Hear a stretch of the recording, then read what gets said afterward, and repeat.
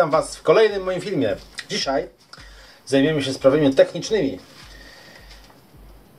a mianowicie zajmiemy się wyświetlaczem LCD3, jak zwykle znany Wam hydrofor. Jest on znany pod nazwą KT-LCD3 lub HM-LCD3. Na samym początku zajmiemy się opisem co, jak, gdzie, co jest w zestawie, jak kupujemy takie coś. Zestaw LCD są dwa konektory. Jest taki konektor 5-pinowy i okrągły, w zależności od sterownika, jaki posiadamy, tak? Występują, z tego co wiem, w dwóch kolorach, chyba biały i czarny. Jak go mocujemy? Mocujemy go, są tu dwa otwory do uchwytu, które dostajemy w komplecie. Uchwyt ten pasuje na różne kierownice, mamy tutaj przejściówki, także dopasujemy go na pewno do swojego roweru. Mocuje się go centralnie na kierownicy. No i może bez zgłębiania przejdźmy dalej do ustawień. Ale wcześniej do obsługi generalnie tego oto wyświetlacza. Teraz pokażę Wam, o co w tym wszystkim chodzi, jak to się załącza. Więc tak, żeby włączyć zasilenie, mamy tutaj pilota. Są 3 przyciski na pilocie. Służą one do zmiany stopnia wspomagania oczywiście oraz ustawień samego sterownika. Żeby załączyć, przytrzymujemy przez 2 sekundy środkowy przycisk. Podstawowe ekrany są 3 tutaj. Możemy je zmieniać tym oto środkowym przyciskiem. Jak widzicie, różne dane są podawane. I tak, na pierwszym ekranie może powiem tak.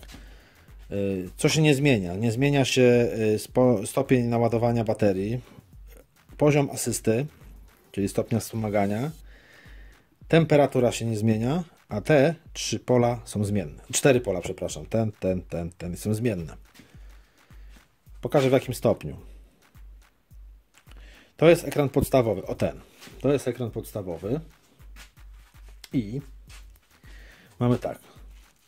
Poziom naładowania baterii, asysta, to wiadomo. Prędkość aktualna, którą aktualnie jedziemy.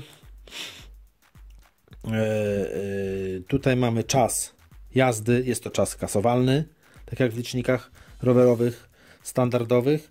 Tutaj mamy podawaną moc w watach aktualną, jaką silnik pobiera. Lub też możemy sobie tutaj zmienić w sterowniku, jeżeli mamy czujnik temperatury w samym silniku, tu będzie podawana wartość w Celsjuszach lub Fahrenheitach, temperatura silnika. Ja akurat nie mam, więc mam tylko waty i nic więcej. Na dole dystans przejechanych kilometrów dzienny, można dokasować, to jest kasowalne. No i tutaj jest temperatura. Z tym akurat jest dziwnie, bo dziwnie pokazuje temperatury. U mnie przynajmniej temperatura się nie zgadza, ale to jest mało istotne. Ja nie korzystam z tej informacji. Dobra, lećmy drugi ekran. Drugi ekran przedstawia, jak mówiłem, to jest niezmienne, to jest niezmienne, to jest niezmienne. Tutaj nam się zmieniło na czas, ogólny czas w godzinach. Jest to licznik niekasowalny, to są stałe wartości, ile przejechaliśmy już na tym zestawie, czy tym sterowniku. Tak samo tutaj odległość całkowita przejechanych kilometrów od początku zainstalowania. Tutaj nam się zmieniło na prędkość średnią. Ekran następny, wiadomo, to niezmienne, to niezmienne, to niezmienne. W tym przypadku też się nie zmieniło. Tutaj na trzecim ekranie jest to tak samo czas, ten sam czas. Tutaj natomiast się zmieniło na prędkość maksymalną, jaką osiągnęliśmy. Jest to też kasowalne. I tutaj nam się zmieniło na wolty w tej chwili. Podaje nam, ile volt aktualnie ma bateria. Powróćmy do menu. Jak skasować te liczniki? Wyłączamy i włączamy. Czekamy 5 sekund. Dlaczego czekamy 5 sekund? Dlatego czekamy 5 sekund, że jeżeli po 5 sekundach po włączeniu zasilania do 5 sekund przytrzymamy te 2 przyciski, bo tak samo też się kasuje te liczniki, po 5 sekundach, do 5 sekund, przepraszam, po włączeniu wchodzimy w menu ustawień, czyli tam parametry różne. Więc tak, jeszcze raz, po włączeniu czekamy minimum 5 sekund, przytrzymujemy te 2 przyciski, wartości zaczynają nam migać i kasujemy je środkowym przyciskiem o tutaj. Widzicie? I się skasowało. I to wszystko, jeżeli chodzi o obsługę, to wiadomo, tutaj stopień asysty sobie zmieniamy. Jeżeli chcemy sobie podświetlić display, bo jest ciemno, przytrzymujemy górny przycisk, zapala nam się podświetlenie oraz symbol tutaj podświetlenia. To też współgra, jeżeli macie w sterowniku wyjście sterowania oświetleniem, czyli światło przednie, tylne. Jeżeli macie wyjście ze sterownika, że jest sterowanie z displaya, z LCD, to po włączeniu tej funkcji zapala Wam się światło przednie i tylne. Ja akurat tego nie mam wyjścia w sterowniku, więc mam osobny włącznik świateł, więc nie używam tego. Używam tylko w nocy, żeby sobie podświetlić, żeby było wszystko widać. Muszę Wam powiedzieć, że bardzo doskonale to widać w nocy. Podświetlenie jest idealne. Mnie się podoba. Dobra, zostawmy na podświetleniu. Może będzie lepiej widać, czy nie? Zgaśmy to. Tak to może być. Tutaj widzicie, jak nacisnę hamulec, pojawia się symbol hamulca właśnie. I to służy w momencie, gdy go naciśniemy, odcina nam napęd, także przestaje nam rower dawać moc na silnik. Nie mamy wspomagania. Jeżeli macie silnik z funkcją odzysku energii, w tym momencie włącza się odzysk energii, macie hamowanie samym silnikiem. Ja akurat tutaj nie mam, więc używam tylko to do odcięcia napędu. Co tu jeszcze? W tym, no tutaj, tu już nic więcej. Teraz przejdźmy do samych ustawień. Same ustawienia, tak jak mówię, wyłączamy, przytrzymując ten przycisk. Przytrzymujemy znowu ten przycisk i w ciągu 5 sekund przytrzymujemy te dwa. Widzicie? I weszliśmy w ustawienia tak zwane generalne ustawienia, czyli podstawowe, jakie są. To, co nam miga na samym początku, ustalamy sobie prędkość maksymalną roweru. Do tej prędkości, powiedzmy, nastawiamy, ja mam 30, bo ja tak powyżej 30 nie jeżdżę, bo tam do kwadratu, opór, coś tego, nieważne, mówiłem to w poprzednich filmach, coś tam jest. 30 jest dla mnie akurat, więc ustawiam sobie 30. Tutaj można nastawić prędkość od bodajże 10 km do 72. Co się dzieje, gdy ustawimy? Jeżeli macie silnik z funkcją odzysku energii, to jeżeli ustawicie 30, przynajmniej ja tak miałem u siebie, to nie przekroczycie pedałując, powiedzmy pedałując, mówię oczywiście, czy manetki używając, nie przekroczycie tej prędkości, ponieważ silnik z funkcją odzysku energii będzie Was hamował. Próbowałem jechać, normalnie utrzymuję to tempo, próbowałem jechać szybciej, pedałując, to normalnie zaczyna hamować, nie przekroczycie tej prędkości. W silniku, który nie ma odzysku energii, po prostu zbliżając się do granicy 30 w tym przypadku, napięcie, moc silnika słabnie po prostu aż do zera, osiągając 30 km na godzinę. Potem oczywiście możecie jechać szybciej, jeżeli jest z górki coś tego, to nie ma problemu, silniki te nie hamują, ale mówię, tak to się właśnie dzieje, to jest ogranicznik prędkości po prostu. Przechodząc, jak chcemy przejść dalej, przyciskamy środkowy przycisk i pokazuje nam się następna funkcja. I tutaj mamy wybór średnicy koła. W moim przypadku jest to 700C. Mamy do wyboru 26, 24, 22 cale, 20, 18, 16, 14, 12, 10, 8, 6 i już zaczynamy znowu od góry, trąciłem, 29 cali, 28 i znów 700C. Wiadomo, 700C to jest to samo co 28 i 29, to się różni tylko oponami, średnica jest ta sama. Ja mam 29, ale używam innych opon, 28 i w moim przypadku 700C jest najwłaściwsze, ponieważ zgadza się z GPS-em, jeżeli chodzi o odległości kilometry. Wy musicie sobie po prostu empirycznie stwierdzić, jak u Was będzie. Dobra, przechodzimy dalej. Jak chcemy zatwierdzić, to przechodzimy po prostu środkowym przyciskiem dalej i tamta poprzednia wartość jest zapamiętana. Następnie mamy wybór kilometry na godzinę, na dole odległość w kilometrach. Możemy to sobie zmienić na... Kurde, coś wyłączyłem, czekajcie, bo... Możemy sobie to zmienić na mile. Tu widzicie kilometry na godzinę już było. A nie, dobra, tylko mile i tego, bo myślałem, że można tak pomieszać sobie to. Mile lub kilometry. Aha, tu się zmienia, przepraszam Was bardzo. Kilometry, temperatura w Celsjuszach. Mile, ale temperatura w Celsjuszach. Lub kilometry w Fahrenheitach. To jest bzdura dla mnie. No to nie bzdura, bo różne są rzeczy. Różnie ludzie lubią. Lub mamy dalej mile w Fahrenheitach. Ja sobie ustawiam kilometry w Celsjuszach. No i to są generalne, jeżeli chodzi o generalne ustawienia, to jest wszystko. Naciskamy w ten sposób.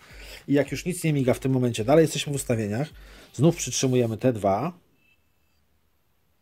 O, i przechodzimy do parametrów tak zwanych P. Parametry P.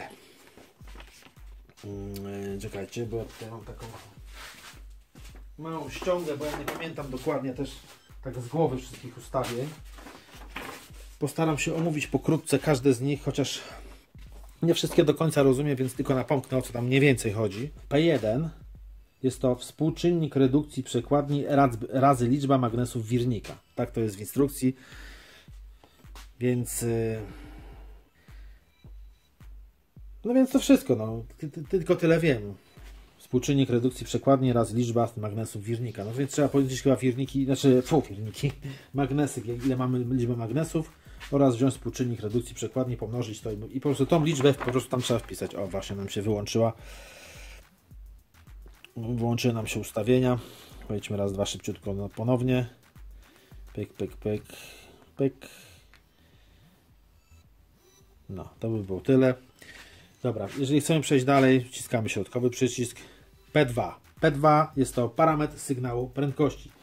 Jest to parametr, jeżeli macie w silniku lub zewnętrzny czujnik prędkości, to jest nic innego jak po prostu takich starych licznikach, zwykłych licznikach, gdzie macie magnes na kółku, na kole, na szprycha założony i czujnik do widelca przyczepiony, tak? Macie jeden, tak? I wtedy, jeżeli macie jeden taki punkt, wpisujecie tutaj 1. W silniku też tak samo, identycznie jest. Jeżeli byście mieli dwa magnesy, coś się z tym nie spotkają, to wpisujecie tu 2 po prostu. Standardowo to jest 1 i zatwierdzamy sobie przyciskiem środkowym. I przechodzimy do parametru 3.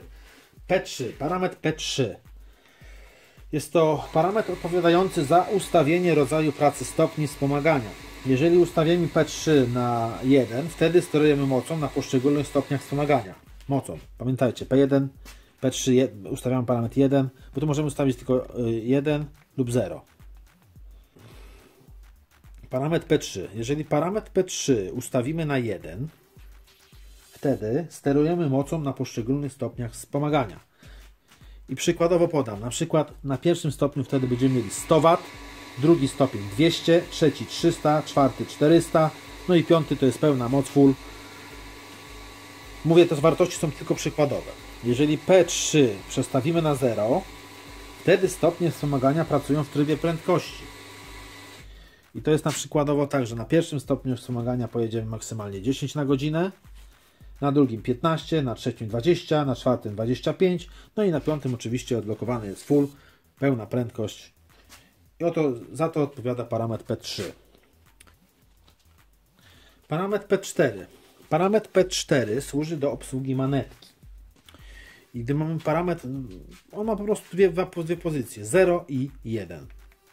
Pozycję 0, jeżeli mamy pozycję 0, manetka, widzicie, o, zatrzęsło, manetka działa od razu, czyli co to znaczy od razu? Manetka działa na postoju, czyli stoimy, chcemy ruszyć, normalnie, logiczne, prawda? Ruszamy, naciskamy manetkę i ruszamy. Jeżeli parametr P4 ustawimy na 1, manetka na postoju nam nie działa i dopóki nie zaczniemy pedałować, czyli nie będziemy mieli sygnału z czujnika pas, manetka nie będzie działać. To do tego właśnie służy ten parametr. Jak ktoś chce go wykorzystać, to może nie wiem, może ktoś lubi tylko pedałować, podczas pedałowania sobie naciskać manetkę, żeby sobie doładować pod górkę gdzieś tam trochę mocy, a nie chce po prostu zbytnio baterii obciążać, to może sobie włączyć tą funkcję. Ja mam na 0, bo często ruszam sobie manetką, bardzo to pomaga. Parametr P5 służy do regulacji wyświetlanego poziomu baterii. Co to znaczy? Tam możemy sobie skalibrować to oto wyświetlanie tego tutaj badziewia, nie? aczkolwiek ciężko to ustawić. Czym wyższe wartości, ja powiem tak łopatologicznie, jak to działa, tam nie będę się zgłębiał w szczegóły. Czym wyżej nastawimy po prostu, tutaj do ta bateria bardziej tutaj schodzi.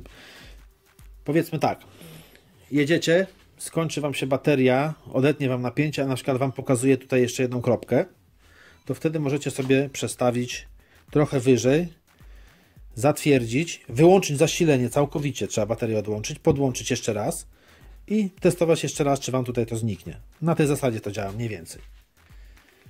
No ale nie do końca tak precyzyjnie to działa. To jest i tak tylko takie szacunkowe, powiedzmy. Dlatego zainstalowałem sobie ten badziew.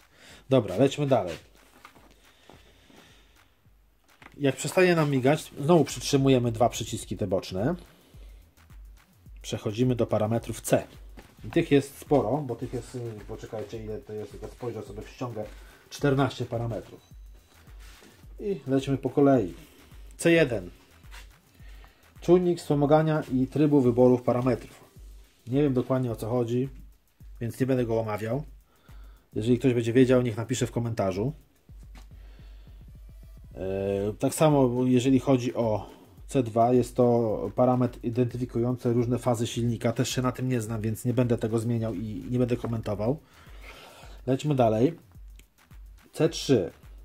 Jest to parametr, który odpowiada za ustawienie, jaki stopień wspomagania ma być ustawieniem po włączeniu zasilania od 1 do 5 lub można wyrobić stopień ostatnio nastawiony. Czyli no, chodzi o to, że po prostu możemy sobie tak ustawić, że jedziemy sobie na pierwszym, drugim, trzecim biegu, ale chcemy, żeby po włączeniu zasilania na przykład ustawiało się zawsze na poziom 1.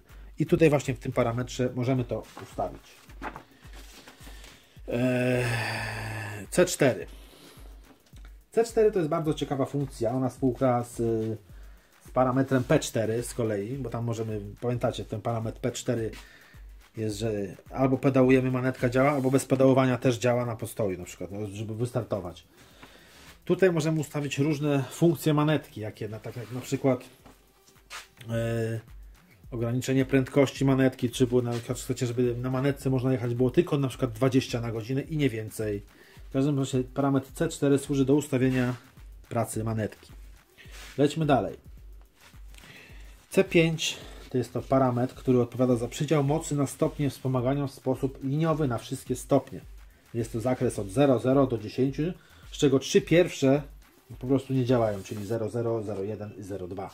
O co chodzi?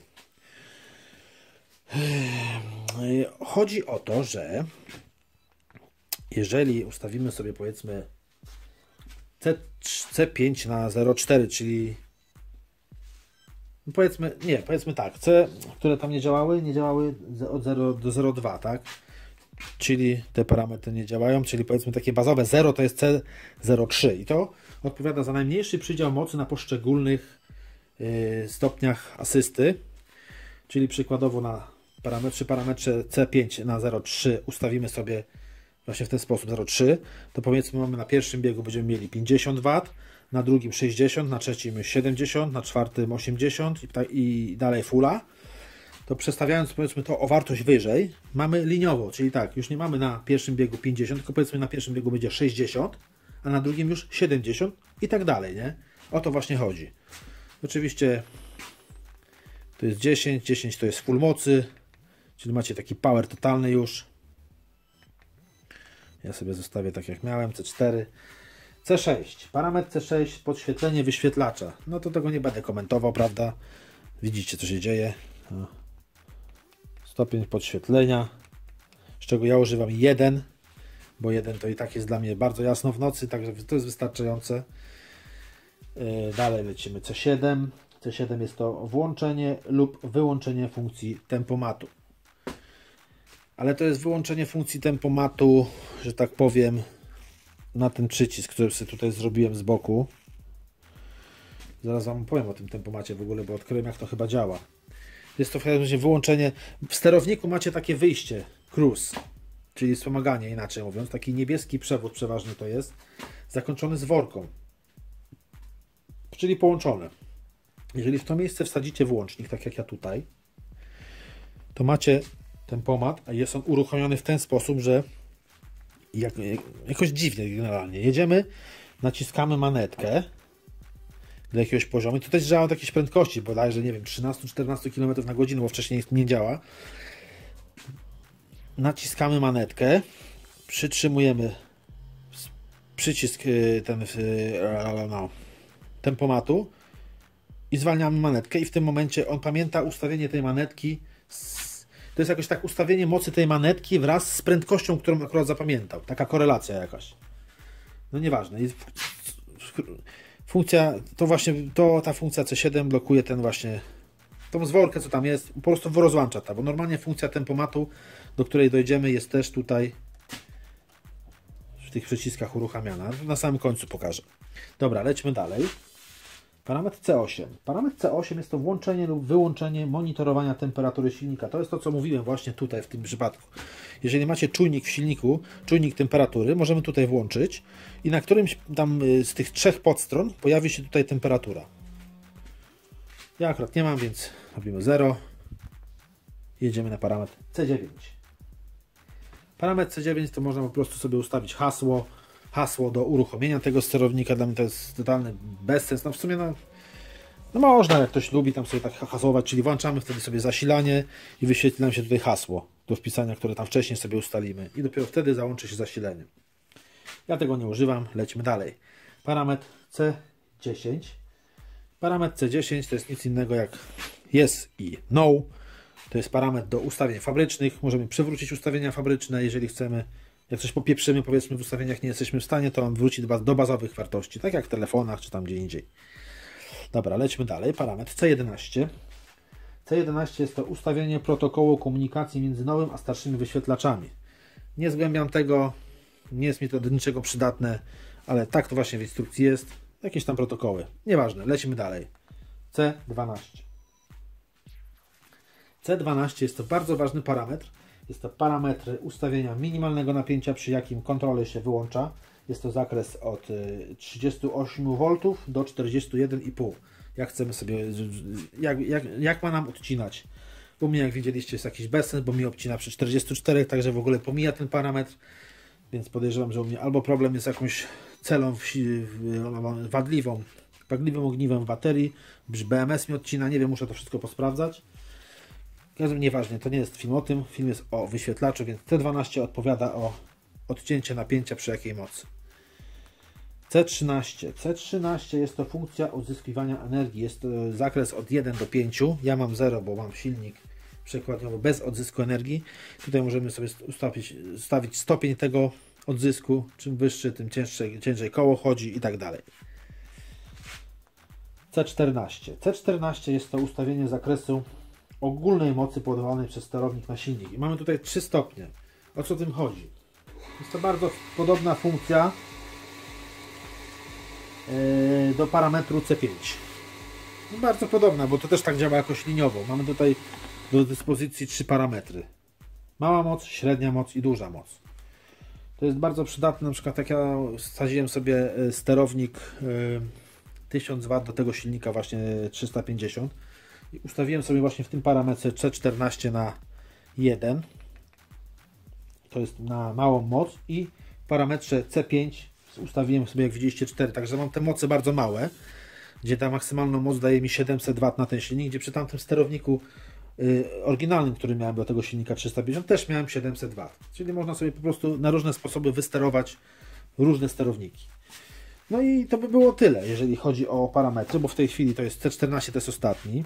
Wychodzimy z menu, po prostu znowu wchodzimy w te... No w każdej chwili możemy wyjść. Czekajcie, bo ja to chyba coś przestawiłem w parametrze, o ile pamiętam, w P. Nie, P2 czy C? P2, czekaj. Wychodzimy, przytrzymując ten przycisk środkowy i jesteśmy. Tylko musicie pamiętać, że każde ustawienie, jakieś zmiana w parametrach, najlepiej jest wyłączyć wtedy zasilenie i ponownie włączyć. Taki reset zrobić, nie? Bo zauważyłem, że nie zawsze działają wszystkie zmiany. To jak w komputerze coś instalujecie, potrzebny jest restart.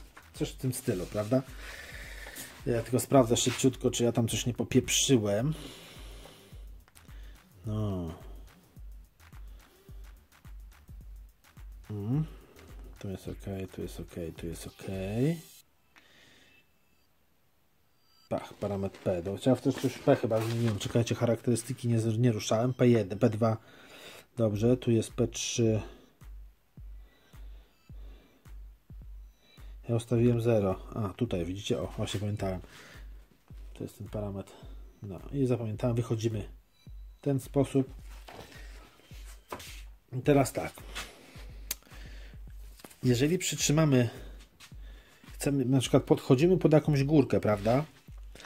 Jeżeli właśnie nie mamy manetki, widzicie, na przykład nie działa, a mamy stromą górkę, chcemy podprowadzić rower, to przytrzymujemy ten przycisk tutaj na dole. Tak uniosę, tak będzie koło się kręcić. No. Widzicie? I załącza się tak zwana funkcja podprowadzania czy coś. To jest funkcja 6 km. No nie wiem, to chodzi z prędkością 6 km, ale tak sobie ustawili i wtedy lekko nam rowerek ciągnie pod górkę, go po prostu trzymamy i sobie podchodzimy, tak? Właśnie ta funkcja do tego służy. I tak samo ten przycisk podczas jazdy, jedziemy, pedałujemy, to też jest powyżej chyba tam 13 km, nie pamiętam. Ale powiedzmy, jedziemy sobie przykładowo 20 na godzinę, chcemy sobie włączyć tempomat, nie mając manetki i tych pierdół tutaj, co ja mówiłem z tym krusem. Pedałujemy, podczas pedałowania przytrzymujemy ten przycisk, co żeście widzieliście na którymś tam filmie, to prezentowałem. Przytrzymujemy to i zapala nam się tu w tym momencie na wyświetlaczu C, puszczamy, przestajemy pedałować i rower utrzymuje prędkość, którą tutaj mu akurat mieliśmy w momencie, gdy zapaliło się te C. Tak właśnie do tego służy. No i to by było tyle, jeżeli chodzi o ten wyświetlacz. Mam nadzieję, że komuś pomogłem, bo naprawdę ciężko znaleźć jakieś informacje na temat tego wyświetlacza.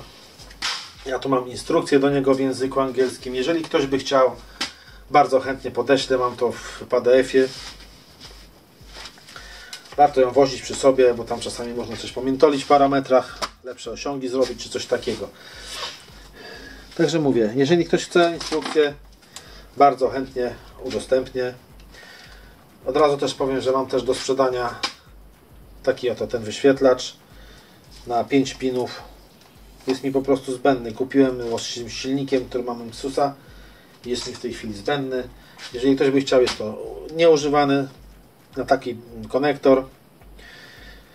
Jest nieużywany, funkielnówka nieśmigany wraz ze wszystkimi akcesoriami montażowymi. Jeżeli ktoś by był chętny, to proszę o kontakt na maila. No i co? No i to by było tyle. Zapraszam Was bardzo chętnie do kolejnych odcinków. Subskrybujcie mój kanał, zostawcie łapkę w górę i cześć! Do następnego! Tell me pretty lies, look me in the face, tell me that you love me, even if it's